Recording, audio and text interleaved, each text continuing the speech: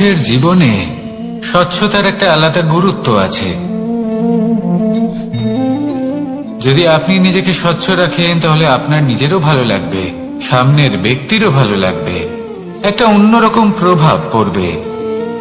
কিন্তু একজন শ্রেষ্ঠ ব্যক্তি কিভাবে হয়ে ওঠা সম্ভব?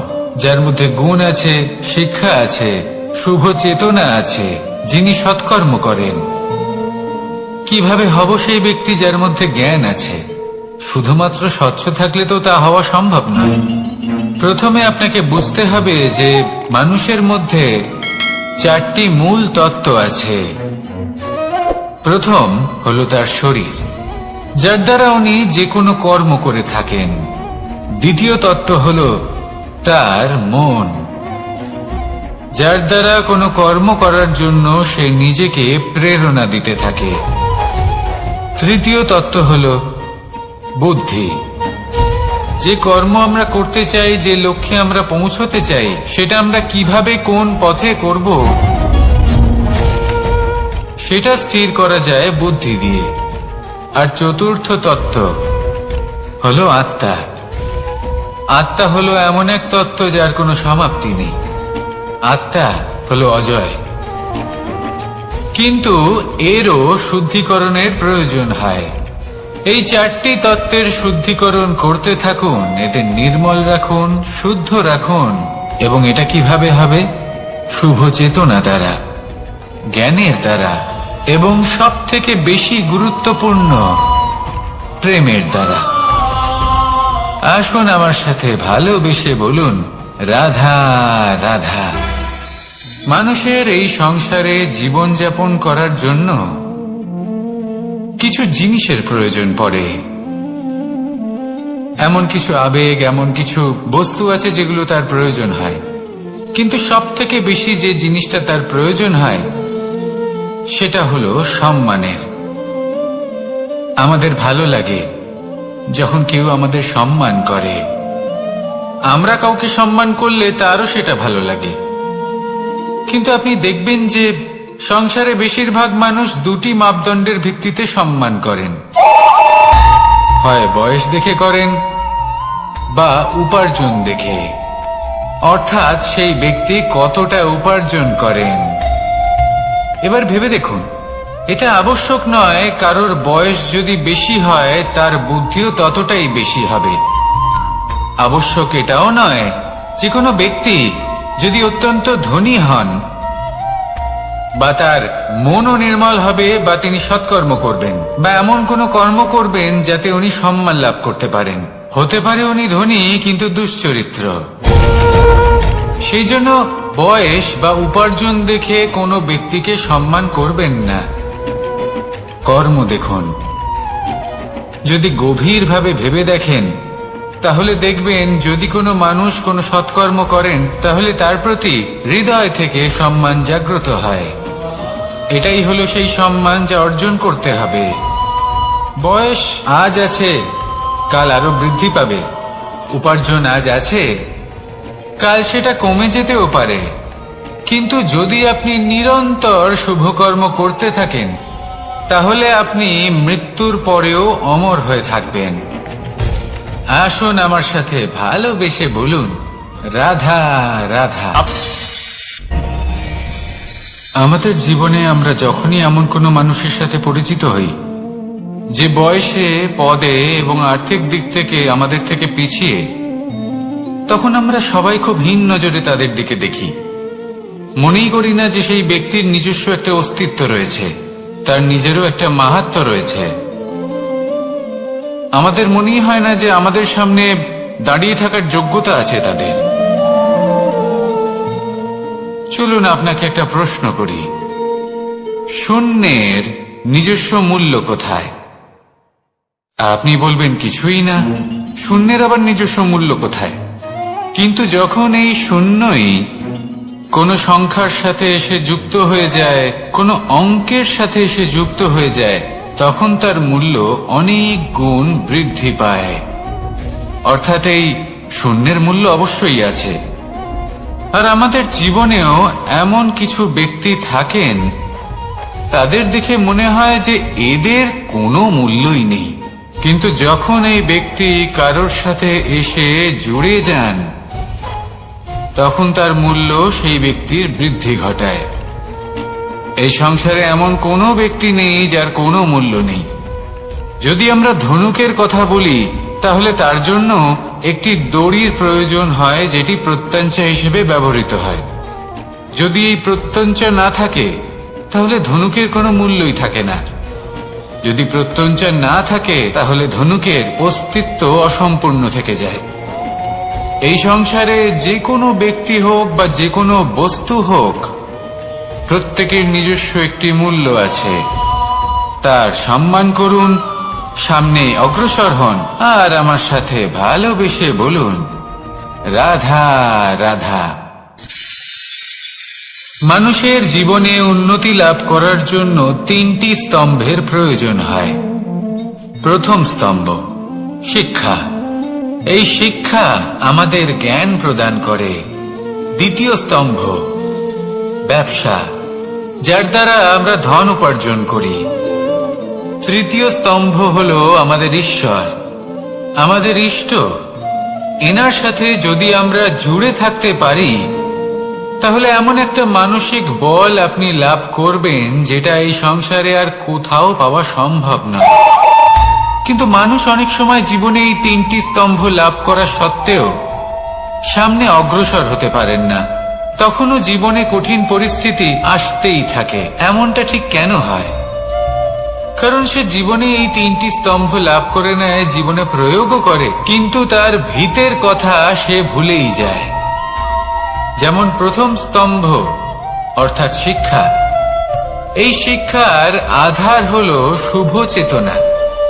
যদি অন্তরে শুভ চেতনা না থাকে, তাহলে এই শিক্ষার কোনো গুরুত্ব থাকে না। দ্বিতীয় স্তম্ভ ব্যবসা। পরিশ্রম করে উপার্জন করতে হবে, এই কথাটা আমরা সবাই জানি এবং সবাই চেষ্টাও করি। কিন্তু ব্যবসা করতে করতে আমরা এটা ভুলে যাই আমাদের ব্যবহার কেমন হয়ে পড়েছে। এই ব্যবহার যদি শুভ হয়, তাহলে আমাদের উপার্জন আস্তে আস্তে একটা স্থির জায়গায় এসে পৌঁছবে। এবং তৃতীয় স্তম্ভ আমাদের ভগবান। যদি ওনার শরণে আপনি যেতে চান, তাহলে তার পূর্বে নিজের মা বাবাকে সেবা করুন, তাদের যত্ন করুন, তাদেরকে ভালোবাসুন, কারণ ওনারাই হলেন এই সংসারে আপনার সবথেকে বড় ইষ্ট।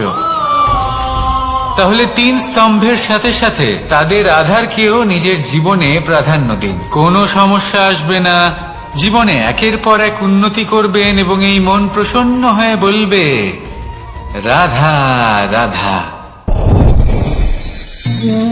সুখ, দুঃখ এবং শক্তি, এই 3 হলো এই সংসারের ত্রিদেবের মতো। আমাদের জীবনে যা কিছু ঘটছে, এই 3টির ভিত্তির উপরেই হচ্ছে। আসলে এই সংসারের একটা নিয়ম আছে।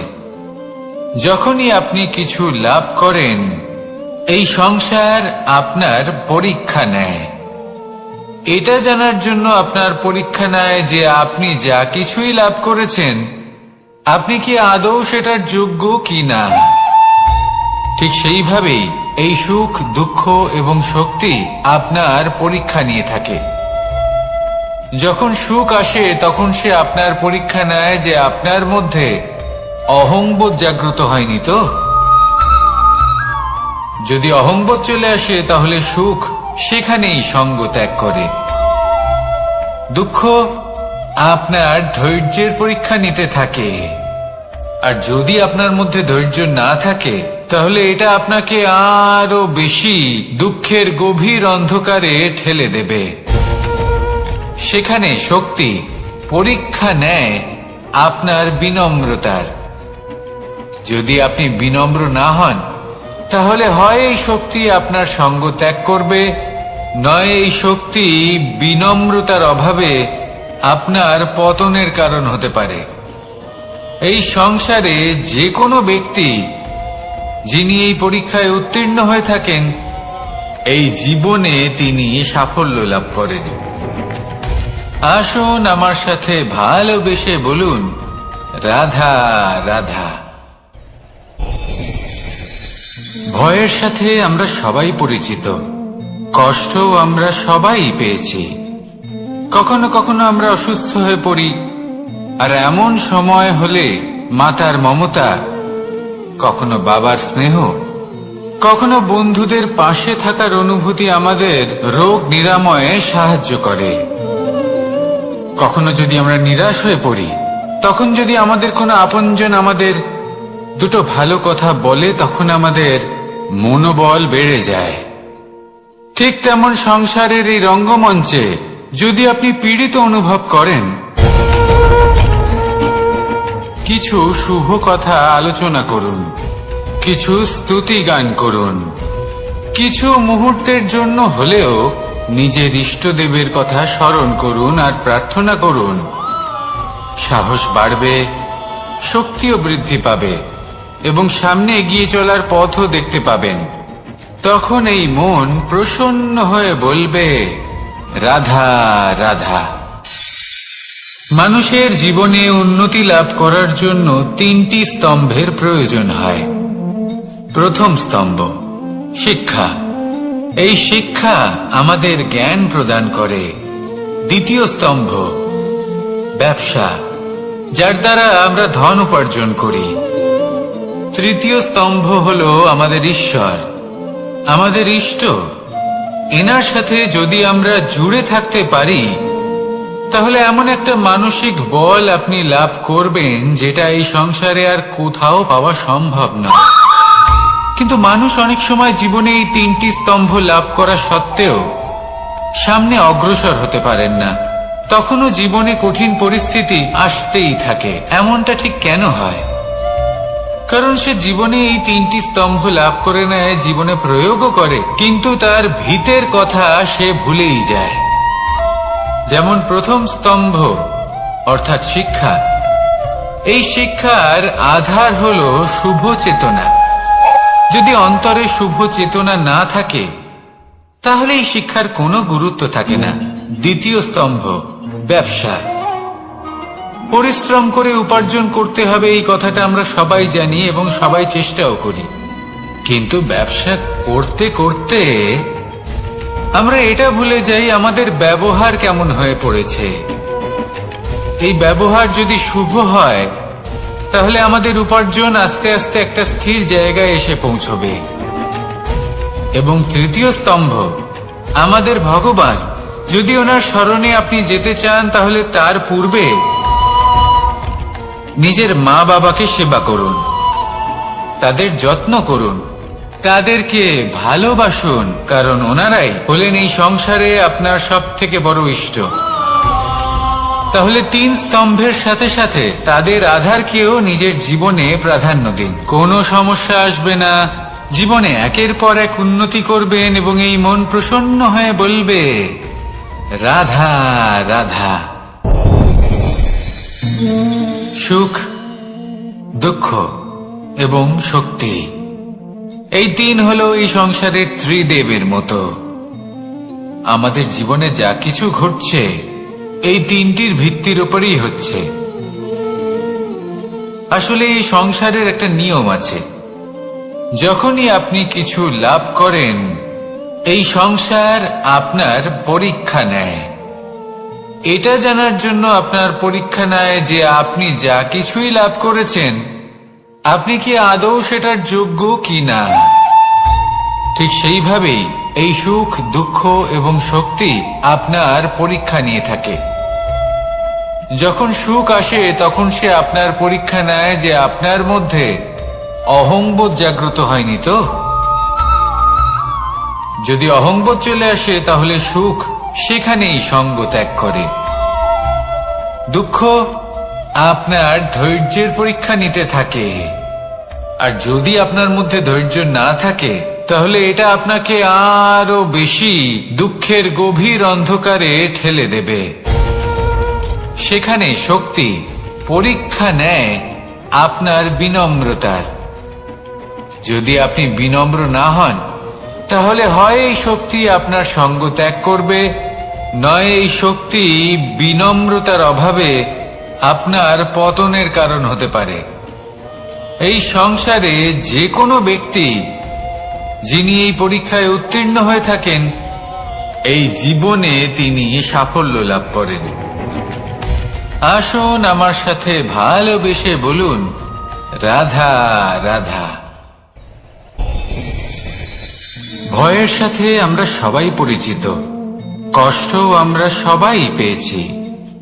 কখনো কখনো আমরা অসুস্থ হয়ে পড়ি, আর এমন সময় হলে মাতার মমতা, কখনো বাবার স্নেহ, কখনো বন্ধুদের পাশে থাকার অনুভূতি আমাদের রোগ নিরাময়ে সাহায্য করে।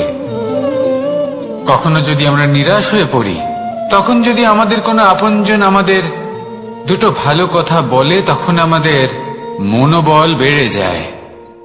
ঠিক তেমন সংসারের এই রঙ্গমঞ্চে যদি আপনি পীড়িত অনুভব করেন, কিছু শুভ কথা আলোচনা করুন, কিছু স্তুতি গান করুন, কিছু মুহূর্তের জন্য হলেও নিজের ইষ্টদেবের কথা স্মরণ করুন আর প্রার্থনা করুন। সাহস বাড়বে, শক্তিও বৃদ্ধি পাবে এবং সামনে এগিয়ে চলার পথও দেখতে পাবেন। তখন এই মন প্রসন্ন হয়ে বলবে, রাধা রাধা। এই সংসারে কখনো কোনো ব্যক্তিকে তার বাইরের পোশাক দেখে বিচার করার চেষ্টা করবেন না, এটা খুব বড় ভুল করবেন। যেমন আমরা জীবনে অনেক সময় এমন করি, ধরুন কোথাও একটা গাছ দেখলাম, খুব বিশাল আকারের একটা গাছ, যেটা মাটির থেকে অনেক উঁচুতে পৌঁছে গেছে, যার বিশাল শাখা আছে। সেগুলো দেখে আমরা ভাবি যে এই গাছে হয়তো কত সুস্বাদু ফল আছে। আমরা সেই গাছের পরিচর্যা করতে থাকি। আবার অন্যদিকে হলো একটি তৃণ, যেটা মাটি থেকে কিছুটা উঁচুতে পৌঁছেছে, কিন্তু সেই তৃণর নিচে, মাটির নিচে অত্যন্ত সুস্বাদু ফল বা সবজি জন্ম নেয়, যা আমাদের স্বাস্থ্যের পক্ষে অত্যন্ত উপকারী। সেই জন্য কখনো আবরণ দেখে কাউকে বিচার করতে চেষ্টা করবেন না। তার বদলে এটা বোঝার চেষ্টা করুন যে আপনার সামনে যে ব্যক্তি আছে বা বস্তু আছে, তার বিশেষত্ব কি। যদি এই বিশেষত্ব বোঝার ক্ষমতা আপনি অর্জন করেন, যদি এই শিল্প আপনি নিজের ভেতরে জাগ্রত করেন, তাহলে এই সংসারে বিশেষত্ব কি সেটা আপনি জানতে পারবেন। আর এই সমস্ত খেলা দৃষ্টি থেকে নয়, দৃষ্টিভঙ্গি থেকে জন্ম নেয়। দৃষ্টিভঙ্গি সবসময় শুভ রাখুন আর আমার সাথে ভালোবেসে বলুন, রাধা রাধা। যখন আমরা কোনো বনে প্রবেশ করি, তখন এই সবুজ ঘাস দেখে, এই কোমল ঘাস দেখে আমাদের মন প্রফুল্ল হয়ে ওঠে। ভিন্ন ভিন্ন প্রজাতির ফুল, ভিন্ন ভিন্ন রঙের ফুল দেখে এই মন আনন্দে ভরে ওঠে। এখানে শিশুরা আনন্দ লাভ করে, বড়রা ভোজন গ্রহণ করেন, কথাবার্তা বলেন, হাঁটাহাঁটি করে বেড়ান। এবার ভেবে দেখুন, যখন এই উপবনের নির্মাণ হয়েছিল, সেই সময় যদি এই মাটিকে সঠিকভাবে খনন না করা হতো, যদি তাতে সঠিকভাবে বীজ রোপণ না করা হতো, যদি কোনো সংঘর্ষ না হতো, পরিশ্রম না করা হতো, যদি চলতে চলতে পায়ে কাঁটা না বিঁধে যেত, তাহলে এই সুন্দর বন দেখে আমরা কি এই আনন্দ লাভ করতে পারতাম? কখনোই নয়। ধরুন কোনো নদীর তটে সুন্দর একটি বন আছে, সেই বনের আনন্দ লাভ করতে গেলে আপনাকে সেই নদী পার করতেই হবে। যদি সুখের নদীর কাছে পৌঁছতে চান, তাহলে তটে যে কাঁটা রয়েছে সেগুলোর সাথে সংঘর্ষ করতেই হবে। এই সংসারে যদি আপনি সুখ লাভ করতে চান, তাহলে সুখ লাভের এই যাত্রা শুরু করতে হবে সংঘর্ষ দ্বারা। তাহলে সংঘর্ষকে স্বাগত জানান, এর পেছনেই সুখ রয়েছে যা আপনার জন্য অপেক্ষা করছে। এবার হাসুন আর আমার সাথে ভালোবেসে বলুন, রাধা রাধা। মানুষ সুখী জীবন যাপনের প্রতি এতটাই অভ্যস্ত হয়ে পড়ে যে একটা ছোট্ট সমস্যা এলেই সে সবার থেকে সাহায্য চাইতে শুরু করে দেয়। সে সাহায্য লাভও করে এবং সেই সংকট থেকে সে বেরিয়েও আসে। কিন্তু এই সাহায্য কিছু মুহূর্তের, আর কিছু মুহূর্তের হলো এই দুঃখ। এই 2 মুহূর্তের সাহায্যের জন্য আজীবন আপনি তার কাছে ঋণী হয়ে থাকেন। আর মানবিকতার খাতিরে আপনার মনে কৃতজ্ঞতা জেগে ওঠে, আর সেই কৃতজ্ঞতা বোধ হলো যে আপনি কখনো সেই ব্যক্তিকে ছাপিয়ে যেতেই পারবেন না। সেই জন্য জীবনে সবসময় চেষ্টা করবেন নিজেকে প্রস্তুত রাখতে, সেই সব সমস্যার জন্য, সেই সব বাধার জন্য যেগুলো আপনার জীবনে আসতে পারে। ততক্ষণ সাহায্য চাইবেন না যতক্ষণ না অন্য কোনো পথ না থাকছে। সাহায্য চাওয়া অনুচিত নয়, কিন্তু সাহায্য চাইলে এবং সাহায্য পেলে আপনি আজীবন কৃতজ্ঞ এবং ঋণী হয়ে থাকবেন। আর তারপর একদিন আপনি পরিবর্তন দেখতে পাবেন যে কিভাবে আপনি ছোট ছোট সমস্যার জন্য সাহায্য না চেয়ে বড় বড় সমস্যার সম্মুখীন হতে প্রস্তুত হয়ে গেছেন। এটাই হলো সংসারের নীতি। এটাই পালন করুন আর আমার সাথে ভালোবেসে বলুন, রাধা রাধা। আপনি কখনো কাউকে পর্বতে আরোহণ করতে দেখেছেন? বা আপনি কখনো নিজে কোনো পর্বতে আরোহণ করেছেন? করে থাকলে আপনি এই বিষয়ে অবশ্যই জানবেন যে যখন আমরা শিখরের দিকে এগোই, ওপরের দিকে এগিয়ে চলি, তখন আমাদের একটু ঝুঁকে পথ চলতে হয়। তখনই আমরা সেই পর্বত আরোহণ করতে পারি। কিন্তু যে ব্যক্তি নিচের দিকে ফিরে আসছেন, তিনি কিন্তু ঝুঁকে চলেন না, তিনি দৃঢ়ভাবে সোজা হয়ে নিচে নামেন। এই ভারসাম্য বজায় রাখার এই খেলাতে সংসারের একটা সার লুকিয়ে রয়েছে। যদি আপনিও জীবনে উঁচুতে উঠতে চান, শিখরে পৌঁছতে চান, তাহলে আপনাকেও নত হয়ে বিনম্র হয়ে সামনে এগোতে হবে। সেখানে যদি আপনি বুক চিতিয়ে উদ্ধতভাবে অহংকার বোধ নিয়ে চলতে থাকেন, সেখান থেকেই আপনাকে নিচে নামতে হবে। কোনো ব্যক্তি তার বিনম্র স্বভাব দেখেই বোঝা যায় যে সেই ব্যক্তি সাফল্যের শিখর দেশে আরোহণ করছে নাকি নিচে তথা খাদের দিকে যাত্রা করছে। তাই সব সময় বিনম্র থাকুন, শ্রেষ্ঠ কর্ম করুন, পরিশ্রম করুন, আর আমার সাথে জড়িত নিদ্রা মানুষের জীবনের একটা অত্যন্ত গুরুত্বপূর্ণ সুখ এবং প্রয়োজনীয়তাও।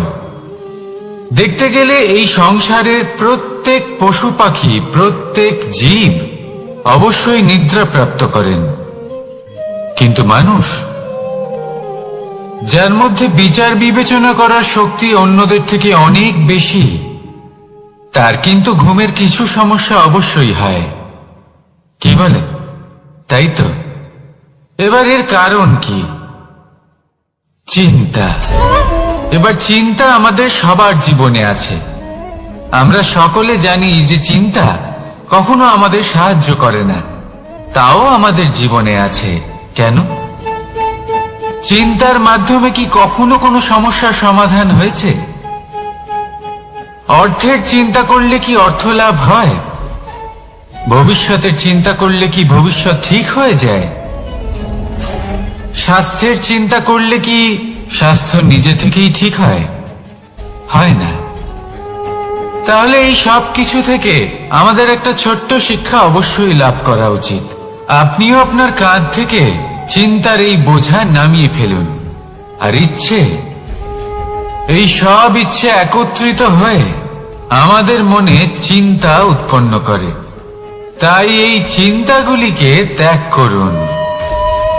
প্রকৃতির প্রেমের উপর বিশ্বাস রাখুন। মনে রাখবেন, যিনি চিন্তা মুক্ত হবেন তিনি চিতা মুক্ত হবেন।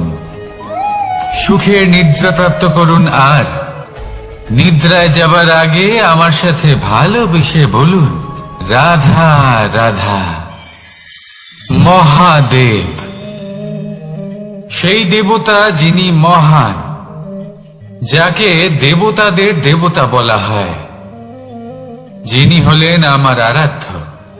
কখনো আপনার মনে এই প্রশ্ন এসেছে যে শিবকেই কেন মহাদেব বলা হয়? অন্য কোনো দেবতাকে কেন বলা হয় না? সেই কারণ মহাদেবের মধ্যে, ওনার মধ্যে এমন এক বিশেষ গুণ রয়েছে যা অন্য কারণ নেই। তা হলো নিঃস্বার্থ হয়ে মানুষের সেবা করা। যদি প্রয়োজন পড়ে, যদি সৃষ্টির পথে বিনাশের কালো মেঘ ছেয়ে থাকে, তখন নিজের প্রাণের চিন্তা না করে হলাহল পান করার জন্য প্রস্তুত থাকেন মহাদেব। আর এই অদ্বিতীয় ত্যাগের জন্যই শিবকে মহাদেব বলে ডাকা হয়। এবার যদি কোনো মানুষও নিঃস্বার্থ ভাবনার দ্বারা নিজেকে অর্পণ করে দেয় এই জগতের কল্যাণের জন্য, মানুষের সেবার জন্য, তাহলে তিনিও মহাপুরুষ, মহামানব হতে পারেন। যদি কেউ অভুক্ত থাকেন, তাহলে নিজের থালা থেকে অর্ধেক খাবার তাকে দিয়ে দিন। যদি কেউ অসুস্থ হন, তাহলে তাকে সেবা করার, চিকিৎসা করার চেষ্টা করুন। এই জীবন শুধু নিজের জন্য নয়, অন্যদের প্রতি, সমস্ত সংসারের প্রতি উৎসর্গ করুন। যদি এইসব মানুষ শিখে যান, তাহলে তিনি মহাদেবের পথে অগ্রসর হতে পারেন। যদি মানুষ নিঃস্বার্থ ভাবনার দ্বারা এই সংসারের সেবা করতে শিখে যান, তাহলে তিনি নিশ্চিত রূপে মহামানব অবশ্যই হতে পারবেন। আসুন আমার সাথে ভালোবেসে বলুন, রাধা রাধা।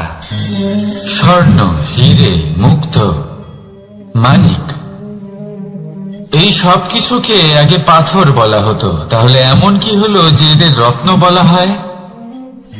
আর রত্ন তা বাস্তবে আসলে কি?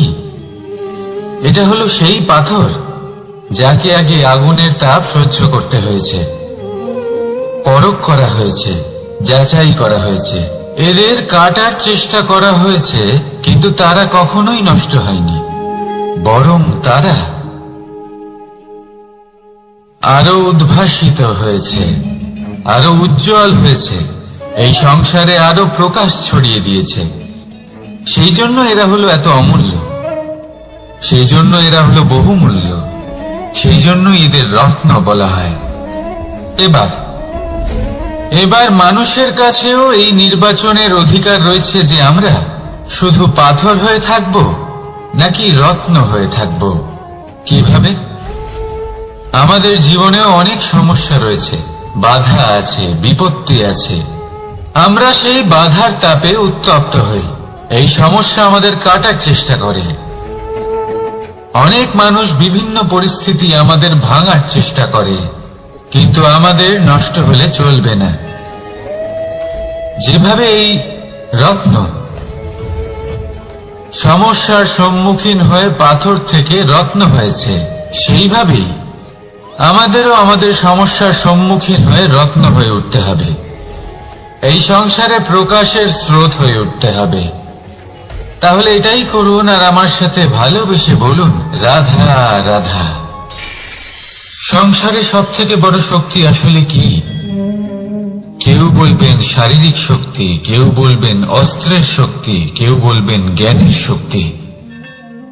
ঠিক আছে, কিন্তু যদি আমি বলি সংসারের সব থেকে বড় শক্তি হলো শক্তি কোনো এক তথ্যের, আগে হ্যাঁ, তথ্য।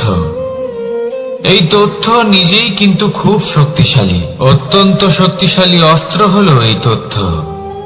আর সত্যি বলতে, অনুচিত তথ্যের থেকে অনেক বেশি ঘাতক হলো অসম্পূর্ণ তথ্য। যেরকম আজ শাম্ব রুক্মির সাথে করেছে, ওকে অসম্পূর্ণ তথ্য দিয়েছে, তার ফলে বিনাশ হলো।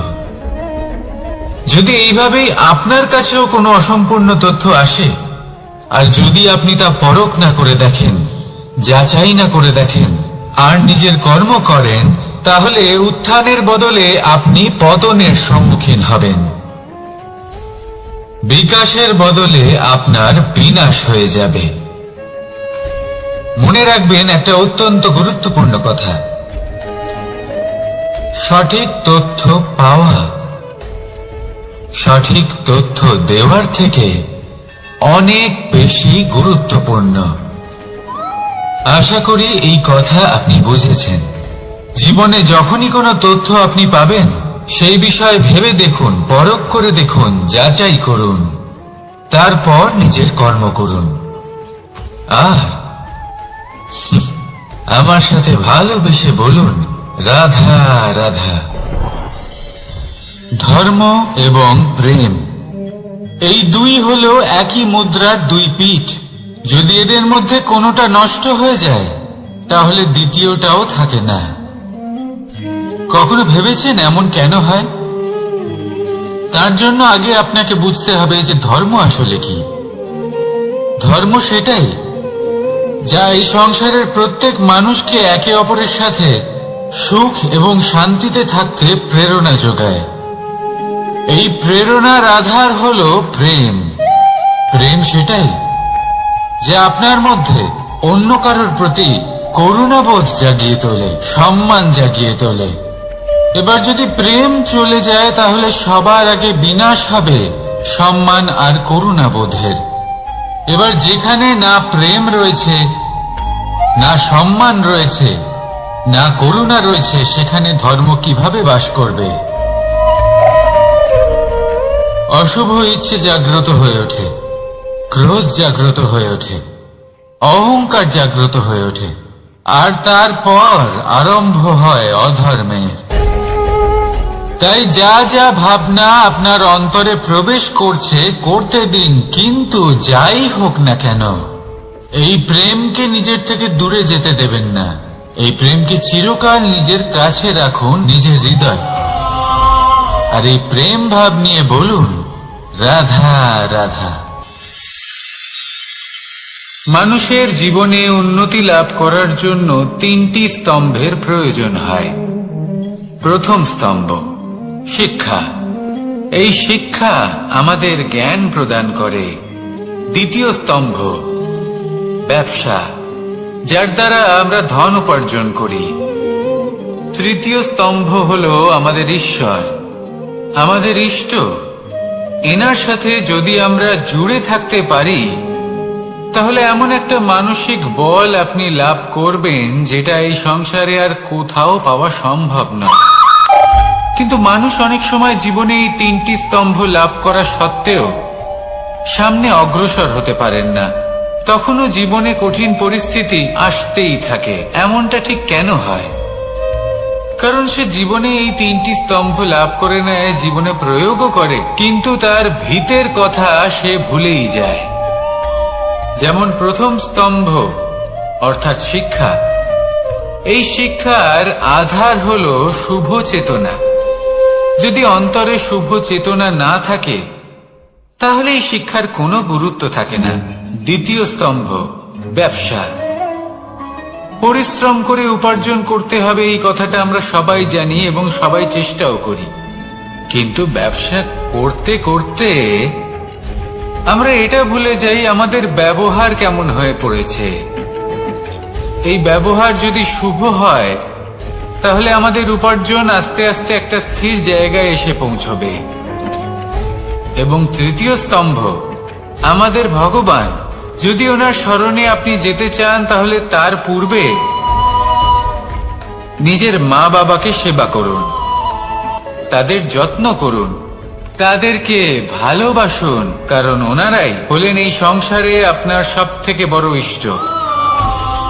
তাহলে তিন স্তম্ভের সাথে সাথে তাদের আধারকেও নিজের জীবনে প্রাধান্য দিন। কোনো সমস্যা আসবে না, জীবনে একের পর এক উন্নতি করবেন এবং এই মন প্রসন্ন হয়ে বলবে, রাধা রাধা। সুখ, দুঃখ এবং শক্তি, এই তিন হলো এই সংসারের ত্রিদেবের মতো। আমাদের জীবনে যা কিছু ঘটছে এই তিনটির ভিত্তির উপরেই হচ্ছে। আসলে এই সংসারের একটা নিয়ম আছে। যখনই আপনি কিছু লাভ করেন, এই সংসার আপনার পরীক্ষা নেয়। এটা জানার জন্য আপনার পরীক্ষা নেয় যে আপনি যা কিছুই লাভ করেছেন, আপনি কি আদৌ সেটার যোগ্য কি না। ঠিক সেইভাবেই এই সুখ, দুঃখ এবং শক্তি আপনার পরীক্ষা নিয়ে থাকে। যখন সুখ আসে তখন সে আপনার পরীক্ষা নেয় যে আপনার মধ্যে অহংবোধ জাগ্রত হয়নি তো। যদি অহংবোধ চলে আসে তাহলে সুখ সেখানেই সঙ্গ ত্যাগ করে। দুঃখ আপনার ধৈর্যের পরীক্ষা নিতে থাকে, আর যদি আপনার মধ্যে ধৈর্য না থাকে তাহলে এটা আপনাকে আরো বেশি দুঃখের গভীর অন্ধকারে ঠেলে দেবে। সেখানে শক্তি পরীক্ষা নেয় আপনার বিনম্রতার। যদি আপনি বিনম্র না হন তাহলে হয় এই শক্তি আপনার সঙ্গ ত্যাগ করবে, নয় এই শক্তি বিনম্রতার অভাবে আপনার পতনের কারণ হতে পারে। এই সংসারে যে কোনো ব্যক্তি যিনি এই পরীক্ষায় উত্তীর্ণ হয়ে থাকেন, এই জীবনে তিনি সাফল্য লাভ করেন। আসুন আমার সাথে ভালোবেসে বলুন, রাধা রাধা। ভয়ের সাথে আমরা সবাই পরিচিত, কষ্ট আমরা সবাই পেয়েছি। কখনো কখনো আমরা অসুস্থ হয়ে পড়ি, আর এমন সময় হলে মাতার মমতা, কখনো বাবার স্নেহ, কখনো বন্ধুদের পাশে থাকার অনুভূতি আমাদের রোগ নিরাময়ে সাহায্য করে। কখনো যদি আমরা নিরাশ হয়ে পড়ি, তখন যদি আমাদের কোনো আপনজন আমাদের দুটো ভালো কথা বলে, তখন আমাদের মনোবল বেড়ে যায়। ঠিক তেমন সংসারের এই রঙ্গমঞ্চে যদি আপনি পীড়িত অনুভব করেন, কিছু শুভ কথা আলোচনা করুন, কিছু স্তুতি গান করুন, কিছু মুহূর্তের জন্য হলেও নিজের ইষ্টদেবের কথা স্মরণ করুন আর প্রার্থনা করুন। সাহস বাড়বে, শক্তিও বৃদ্ধি পাবে এবং সামনে এগিয়ে চলার পথও দেখতে পাবেন। তখন এই মন প্রসন্ন হয়ে বলবে, রাধা রাধা। এই সংসারে কখনো কোনো ব্যক্তিকে তার বাইরের পোশাক দেখে বিচার করার চেষ্টা করবেন না, এটা খুব বড় ভুল করবেন। যেমন আমরা জীবনে অনেক সময় এমন করি, ধরুন কোথাও একটা গাছ দেখলাম, খুব বিশাল আকারের একটা গাছ, যেটা মাটির থেকে অনেক উঁচুতে পৌঁছে গেছে, যার বিশাল শাখা আছে। সেগুলো দেখে আমরা ভাবি যে এই গাছে হয়তো কত সুস্বাদু ফল আছে। আমরা সেই গাছের পরিচর্যা করতে থাকি। আবার অন্যদিকে হলো একটি তৃণ, যেটা মাটি থেকে কিছুটা উঁচুতে পৌঁছেছে, কিন্তু সেই তৃণর নিচে, মাটির নিচে অত্যন্ত সুস্বাদু ফল বা সবজি জন্ম নেয়, যা আমাদের স্বাস্থ্যের পক্ষে অত্যন্ত উপকারী। সেই জন্য কখনো আবরণ দেখে কাউকে বিচার করতে চেষ্টা করবেন না। তার বদলে এটা বোঝার চেষ্টা করুন যে আপনার সামনে যে ব্যক্তি আছে বা বস্তু আছে, তার বিশেষত্ব কি। যদি এই বিশেষত্ব বোঝার ক্ষমতা আপনি অর্জন করেন, যদি এই শিল্প আপনি নিজের ভেতরে জাগ্রত করেন, তাহলে এই সংসারে বিশেষত্ব কি সেটা আপনি জানতে পারবেন। আর এই সমস্ত খেলা দৃষ্টি থেকে নয়, দৃষ্টিভঙ্গি থেকে জন্ম নেয়। দৃষ্টিভঙ্গি সবসময় শুভ রাখুন, আর আমার সাথে ভালোবেসে বলুন, রাধা রাধা। যখন আমরা কোনো বনে প্রবেশ করি, তখন এই সবুজ ঘাস দেখে, এই কোমল ঘাস দেখে আমাদের মন প্রফুল্ল হয়ে ওঠে। ভিন্ন ভিন্ন প্রজাতির ফুল, ভিন্ন ভিন্ন রঙের ফুল দেখে এই মন আনন্দে ভরে ওঠে। এখানে শিশুরা আনন্দ লাভ করে, বড়রা ভোজন গ্রহণ করেন, কথাবার্তা বলেন, হাঁটাহাঁটি করে বেড়ান। এবার ভেবে দেখুন, যখন এই উপবনের নির্মাণ হয়েছিল, সেই সময় যদি এই মাটিকে সঠিকভাবে খনন না করা হতো, যদি তাতে সঠিকভাবে বীজ রোপণ না করা হতো, যদি কোনো সংঘর্ষ না হতো, পরিশ্রম না করা হতো, যদি চলতে চলতে পায়ে কাঁটা না বিঁধে যেত, তাহলে এই সুন্দর বন দেখে আমরা কি এই আনন্দ লাভ করতে পারতাম? কখনোই নয়। ধরুন কোন নদীর তটে সুন্দর একটি বন আছে, সেই বনের আনন্দ লাভ করতে গেলে আপনাকে সেই নদী পার করতেই হবে। যদি সুখের নদীর কাছে পৌঁছতে চান তাহলে তটে যে কাঁটা রয়েছে সেগুলোর সাথে সংঘর্ষ করতেই হবে। এই সংসারে যদি আপনি সুখ লাভ করতে চান তাহলে সুখ লাভের এই যাত্রা শুরু করতে হবে সংঘর্ষ দ্বারা। তাহলে সংঘর্ষকে স্বাগত জানান, এর পেছনেই সুখ রয়েছে যা আপনার জন্য অপেক্ষা করছে। এবার হাসুন আর আমার সাথে ভালোবেসে বলুন, রাধা রাধা। আমাদের মনে যখন কোনো প্রশ্ন ওঠে, কোনো দ্বন্দ্ব জাগে, তখন আমরা যাই আমাদের গুরুর কাছে, আমাদের আরাধ্যের কাছে গিয়ে জিজ্ঞেস করি।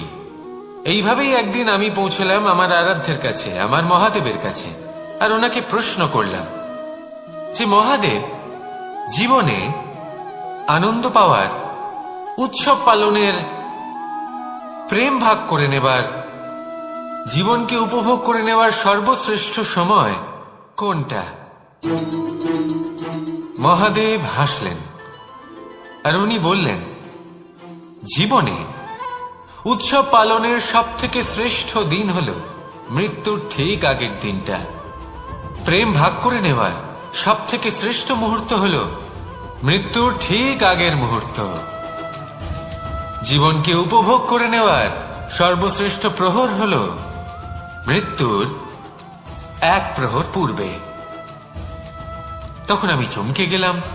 আমি বললাম, কিন্তু মহাদেব, মৃত্যু তো অনিশ্চিত, আমরা জানিও না কবে আমাদের মৃত্যু হবে। মহাদেব আবার হাসলেন। উনি বললেন যে যদি আমরা এভাবে জীবন কাটাই যে আমরা জীবনের প্রত্যেক দিন, প্রত্যেক মুহূর্ত, প্রত্যেক প্রহর শেষ বলে মনে করি, তাহলে আমাদের সমস্ত জীবন আনন্দের সাথেই অতিবাহিত হবে। কি বলেন?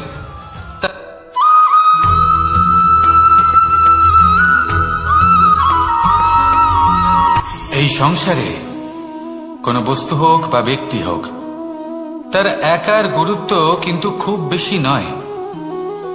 একটা উদাহরণ হিসেবে বৃষ্টির ফোঁটাকে ভেবে দেখুন।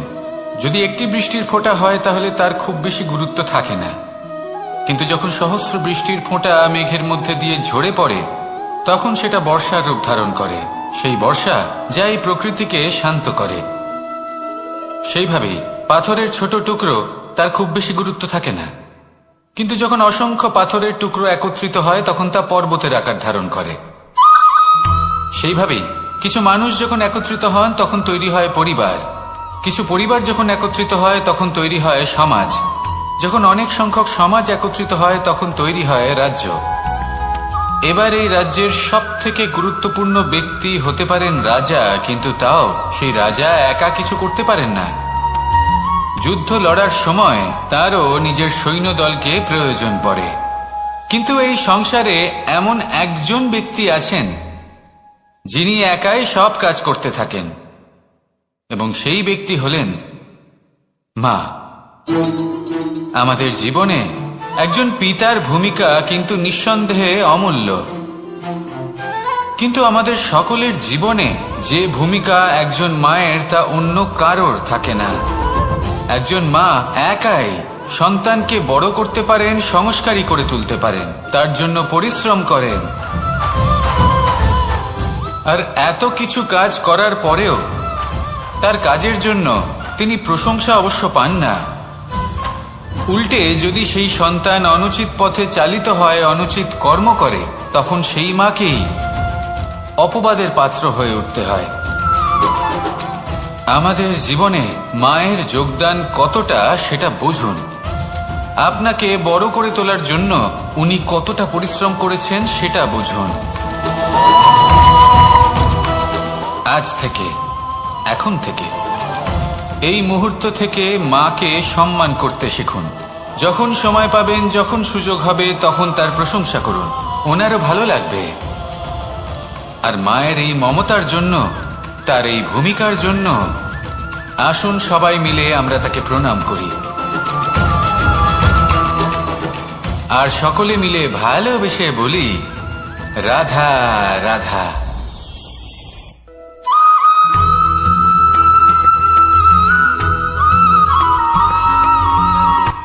এই সংসারে সাফল্য লাভ করার জন্য জ্ঞানের প্রয়োজন হয়, পরিশ্রমের প্রয়োজন হয়, দৃঢ় নিষ্ঠার প্রয়োজন হয়, নিরন্তর চেষ্টা করা প্রয়োজনীয়। কিন্তু আরো কিছু আছে যা অত্যন্ত প্রয়োজনীয় এবং গুরুত্বপূর্ণ। তা হলো ভালো বন্ধু। তাদের থাকা অত্যন্ত প্রয়োজনীয়। যদি ভালো বন্ধু থাকে তাহলে সময় এলে তারা ঢাল হয়ে আপনাকে সুরক্ষা করবেন। সময় এলে অস্ত্রের মতো শত্রুকে সংহারও করবেন। যদি তিনি জ্ঞানী হন, তাদের মধ্যে সদ্গুণ থাকে, তাহলে এই সব গুণ আপনার মধ্যেও প্রবেশ করবে। তাহলে সাফল্যের জন্য ভালো বন্ধু পাওয়া অত্যন্ত প্রয়োজনীয়। কিন্তু শুধু বন্ধু কেন, ভালো শত্রুও থাকা প্রয়োজনীয়। এবার আপনি ভাববেন, আমি কি বললাম? যদি আপনার জীবনেও ভালো অর্থাৎ শক্তিশালী শত্রু থাকে, তাহলে আপনিও শক্তিশালী হতে থাকবেন। এই শত্রু আপনাকে প্রেরিত করবে আরো বেশি শক্তিশালী হয়ে ওঠার। কখনো কোনো হরিণকে দেখুন, তীব্র গতিতে দৌড়তে থাকে।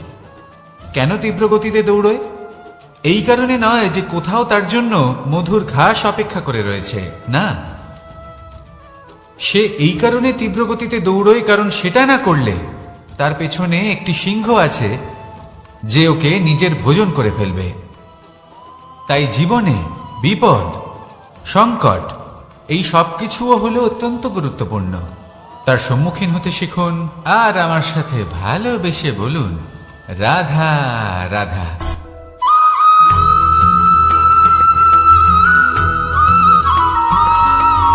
কথায় আছে, প্রত্যেক পুত্র তার পিতার প্রতিচ্ছবি হয়, আর সমস্ত প্রতিচ্ছবি চায় যেন সে তার অস্তিত্ব প্রাপ্ত করতে পারে। পুত্র চায় সে যেন তার পিতার মতো হয়, বা কখনো কখনো তার থেকেও শ্রেষ্ঠ হয়। সেটা কোনো অনুচিত ব্যাপার নয়। অনুচিত তখন হয় যখন পুত্র নিজের পিতার মতো হবার স্বপ্ন পূরণ করতে গিয়ে বা তার থেকেও শ্রেষ্ঠ হওয়ার স্বপ্ন পূরণে অনুচিত পথের আশ্রয় নেয়। কারণ তারপরে সে তার পিতার গুণগুলি আত্মসাৎ করতে চায় না। সে শুধুই এটা চায় যে সংসারের চোখে যেন আমি শ্রেষ্ঠ প্রমাণিত হই। এটা অনুচিত। সংসারে এমন অনেক মানুষ আছেন যারা এই কারণে শ্রেষ্ঠ হওয়ার চেষ্টা করেন যাতে তার পরিবারের তার পিতার সম্মান বৃদ্ধি পায়। এমনও মানুষ থাকেন, আর এটাই হলো পার্থক্য উদ্দেশ্যের। মনে রাখবেন, যদি আপনার উদ্দেশ্য শুভ হয় তাহলে পথও শুভ হবে, যদি আপনার উদ্দেশ্য অশুভ হয় তাহলে পথও অশুভ হবে। তাহলে নিজের পিতার মতো হবার চেষ্টা অবশ্যই করুন, তার থেকেও শ্রেষ্ঠ হওয়ার চেষ্টা অবশ্যই করুন, কিন্তু মনে রাখবেন আপনার সংকল্প আর আপনার উদ্দেশ্য এই দুই শুভ হওয়া উচিত।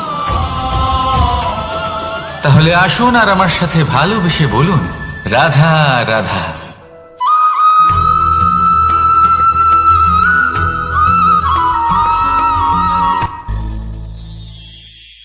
শিশিরের বিন্দু পাতার ওপর পড়ে আর তার গায়ে লেগে থাকে। পাতা তাকে শুষে নিতে পারে না, আর শেষ পর্যন্ত সে ঝরে পড়ে যায়। অন্যদিকে রয়েছে মেঘ এবং চাতক। এদের মধ্যে অনেক দূরত্ব থাকে। মেঘ থাকে আকাশে আর চাতক থাকে ধরিত্রীতে।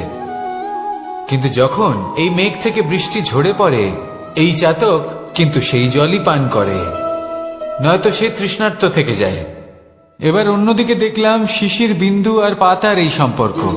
এরা খুব কাছাকাছি থাকে, ঘনিষ্ঠও থাকে। অন্যদিকে রয়েছে মেঘ এবং চাতকের সম্পর্ক, যাদের মধ্যে অনেক দূরত্ব থাকা সত্ত্বেও তারা খুব ঘনিষ্ঠ, তাই না? এই সারমর্ম খুব সরল। এই নৈকট্য, এই দূরত্ব, তা আপনার সম্পর্কে প্রভাব কিছুতেই ফেলতে পারে না।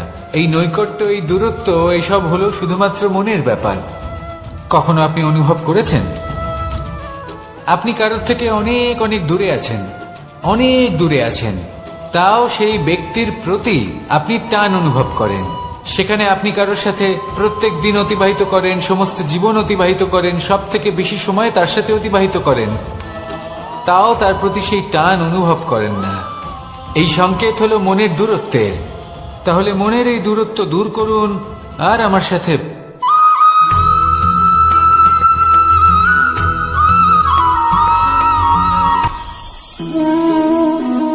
শক্তি এক অত্যন্ত বিচিত্র বস্তু, বা বলতে পারেন অনুভূতি। পিতা সবসময় চান যেন তিনি তার শক্তি পুত্রকে। আসুন আপনাকে সহজে বোঝাই। যদি আপনি সুপাত্র হন আর আপনাকে শক্তি দেওয়া হয়, তাহলে আপনি সেই শক্তির গুরুত্ব বুঝবেন, কোথায় সেই শক্তি প্রয়োগ করা উচিত সেটা বুঝবেন। আর এটা যেহেতু অর্জন করা শক্তি হবে, সেই শক্তির অপব্যবহার হবে না। কিন্তু যদি এই আপনি কুপাত্র হন আর যদি আপনাকে এই শক্তি দেওয়া হয়, তাহলে কি হবে? দেখতে গেলে এই শক্তি আপনি দান হিসেবে পেয়েছেন, তাই না আপনি এই শক্তির গুরুত্ব বুঝবেন আর না এর প্রয়োগ আপনি জানবেন। তার অপব্যবহার হওয়া সুনিশ্চিত।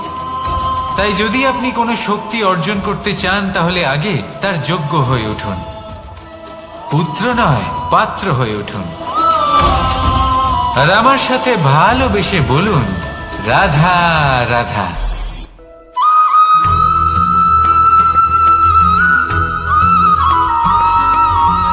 ভালো, শুধু ওনাদের কঠোর ব্যবহার দেখলে আমরা একটু ভয় পেয়ে যাই। এবার ওনাদের এই কঠোর ব্যবহার আমাদের ভালো না লাগলেও অত্যন্ত আবশ্যক, কারণ মাতার থেকে আমরা যে শক্তি লাভ করি তা যেন নিয়ন্ত্রণ হারিয়ে বিধ্বংসী না হয়ে ওঠে। আমরা যেন কোনো কুপথে না চলে যাই, আমরা কখনো যেন দোষ না করে ফেলি। শুধু সেই জন্য পিতা এবং গুরু একটু কঠোর হয়ে ওঠেন, এবং ওনাদের এই কঠোর আচরণ ভবিষ্যতে গিয়ে আমরা অবশ্যই বুঝতে পারি। জীবনে কিছু বছর আমরা এগিয়ে যাই আর তারপর আমরা বুঝতে পারি যে বাবা এবং গুরু আমাদের যথেষ্ট ভালোবাসতেন, কিন্তু ওনাদের ভালোবাসার বহিঃপ্রকাশ আলাদা। প্রয়োজনীয় হলো এটা দেখার, এটা বোঝার যে শুরু থেকে আমাদের প্রতি ওনাদের আচরণ কেমন ছিল। ওনাদের কঠোর হওয়ার পেছনে ওনাদের ভালোবাসাটা বোঝার চেষ্টা করুন, ওনাদের চিন্তাটা বোঝার চেষ্টা করুন, ওনাদের পথপ্রদর্শনের আড়ালে আপনার ভবিষ্যতের জন্য যে পরিকল্পনা ওনারা করেছেন সেটা বোঝার চেষ্টা করুন। তখন আপনারা বুঝতে পারবেন ওনাদের ভালোবাসাকে। আপনার মনের মধ্যে আপনা থেকেই ওনাদের প্রতি সম্মান জেগে উঠবে।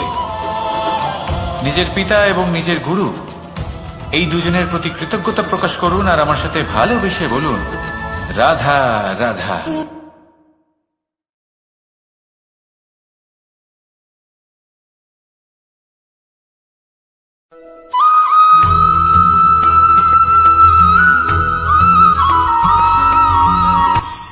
কখনো কোনো বাগানের কোনো বৃক্ষকে দেখেছেন যেখানে সুগন্ধি ফুল থাকে, রসালো ফল থাকে? তখন মন প্রফুল্ল হয়ে ওঠে, মন থেকে সেই বৃক্ষের প্রতি ভালোবাসা জন্মায়। কিন্তু যিনি বাগানের মালিক, শুধুমাত্র তিনিই জানেন যে কিভাবে এই বৃক্ষকে আগলে রাখতে হয়, কিভাবে তার পরিচর্যা করলে এতে সুন্দর সুগন্ধি ফুল হবে, রসালো ফল হবে। কখনো কখনো প্রয়োজনের থেকে বেশি রোদ পেলে এই বৃক্ষগুলি শুকিয়ে যায়, প্রয়োজনের থেকে কম রোদ পেলেও এই বৃক্ষ কিন্তু শুকিয়ে যায়। প্রয়োজনের থেকে কম জল যদি পায়, এই বৃক্ষ শুকিয়ে যেতে পারে। প্রয়োজনের থেকে অতিরিক্ত জল যদি পায়, তখনও এই বৃক্ষের শিকড়গুলি নষ্ট হয়ে যেতে পারে। এবার এটাই কিন্তু আমাদের সংসারের সাথেও হয়। আমাদের সংসারের সকল প্রতিভাশালী ব্যক্তি, যেমন লেখক, বিচারক, প্রবক্তা, যোদ্ধা, এদের সবার ক্ষেত্রে এই কথাটাই প্রযোজ্য। যদি বেশি প্রশংসা করা হয়, তাহলেও এরা হারিয়ে যাবেন। প্রয়োজনের থেকে বেশি যদি নিন্দা করা হয়, তখনও তারা নত হয়ে পড়বেন।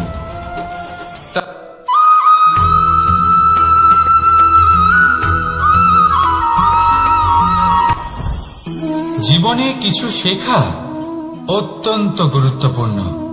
এবার কি কি শিখতে হবে, সেই সব শেখানোর জন্য অনেক শিক্ষক রয়েছেন, কিন্তু কি শিখবেন না আর কি করবেন না, এটা আমাদের নিজের অভিজ্ঞতা দিয়ে শিখতে হয়। কিন্তু তার মানে এটা নয় যে যদি আপনাকে শিখতে হয় যে আগুনের তাপ কতটা, আপনাকে আগুনের মধ্যে হাত দিতে হবে। না, অন্য কারোর অভিজ্ঞতা দ্বারাও শিখতে পারেন। প্রশ্ন শুধুমাত্র একটাই যে আপনি কি শিখতে চান নাকি চান না। যদি আপনি এটাই ভাবেন যে আমি শুধুই নিজের অভিজ্ঞতা দ্বারাই শিখতে চাই, তাহলে জীবনকাল ছোট মনে হবে, অনেক কিছুই শিখতে পারবেন না। তাই নিজের সাথে সাথে বড়দের অভিজ্ঞতার দ্বারাও শেখা শুরু করে দিন। এই সংসারের অভিজ্ঞতা দ্বারা শিখতে শুরু করে দিন।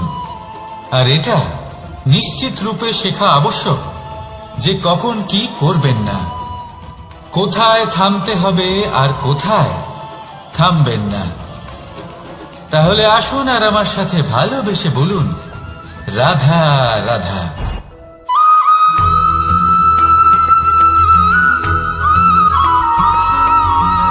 এই সংসারে সবথেকে বেশি কোমল বস্তু হলো রেশম। এই রেশম এতটাই কোমল হয় যে এর পুরো একটা থান শুধুমাত্র একটা হাতে ধরা সম্ভব। কখনো ভেবে দেখেছেন এই রেশম কিভাবে হয়? একটি কীট তার লালার দ্বারা উৎপন্ন হয়। এই কীট সেই রেশমকে পাক দিতে থাকে, পাক দিতেই থাকে আর আস্তে আস্তে তার মধ্যেই জড়িয়ে পড়ে। শেষে ওর এই সুন্দর অমূল্য সৃষ্টি রেশমের এই সুতো তার নির্মাণ কার্য পূর্ণ হয়, কিন্তু তাতেই ও নিজে বন্দী হয়ে যায়। নিজেরই মায়াজালের এই বন্দী গৃহে নিজেই ফেঁসে যায়। এবার এই সুতোকে ব্যবহারযোগ্য করে তোলার জন্য এই কীটগুলিকে এই কবচের সাথেই ফুটন্ত জলে ফেলে দেওয়া হয়।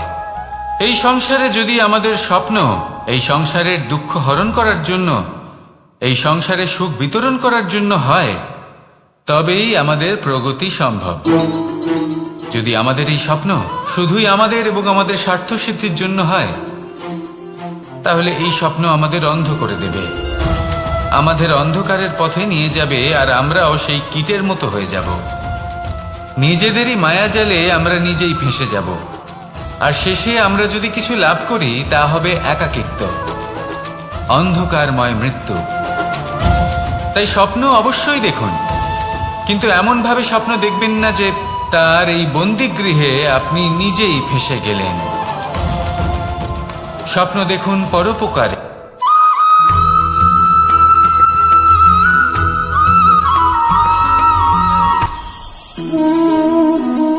শক্তি এক অত্যন্ত বিচিত্র বস্তু, বা বলতে পারেন অনুভূতি। পিতা সবসময় চান যেন তিনি তার শক্তি পুত্রকে।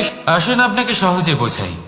যদি আপনি সুপাত্র হন আর আপনাকে শক্তি দেওয়া হয়, তাহলে আপনি সেই শক্তির গুরুত্ব বুঝবেন, কোথায় সেই শক্তি প্রয়োগ করা উচিত সেটা বুঝবেন।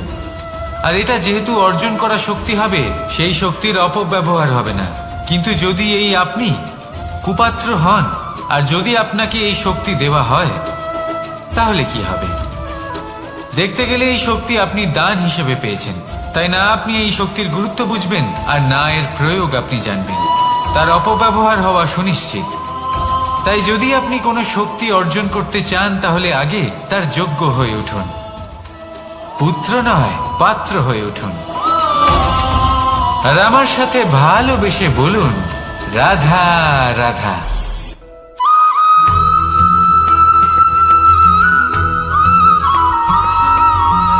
এই সংসারে প্রত্যেক মানুষ এটাই চান যে তিনি যেন ধনবান হন, আর্থিক অবস্থা তার ভালো থাকে, ওনার বাড়িতে লক্ষ্মীর আগমন হয়।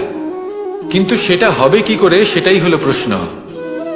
কেউ বলেন যে যদি পরিশ্রম করো তাহলে ধন অর্জন সম্ভব, কেউ বলেন যে যদি বিদ্যা লাভ হয় তবেই ধন অর্জন সম্ভব, কেউ বলেন যে যদি বলশালী হও তবেই সম্পন্ন থাকবে। ভালো কথা, যদি তাই হয়ে থাকে, তবে দিনমজুর সারা দিন পরিশ্রম করেন, তিনি কেন ধনী হন না? অনেকজন বিদ্বান মানুষ আছেন এই সংসারে, তারা কেন ধনবান হন না? অনেক সংখ্যক বলশালী ব্যক্তি আছেন, তাদের কাছে ধন নেই কেন? তাদের কেন ধনের অভাব হয়? আবার এমনও কিছু মানুষ আছেন যারা পরিশ্রম করেন, তারা দিনমজুর, কিন্তু তারা ধন অর্জন করতে পারেন। কিছু বিদ্বান ব্যক্তি আছেন যাদের কাছে অধিক মাত্রায় ধন রয়েছে, কয়েকজন বলশালী ব্যক্তি রয়েছেন যাদের কাছে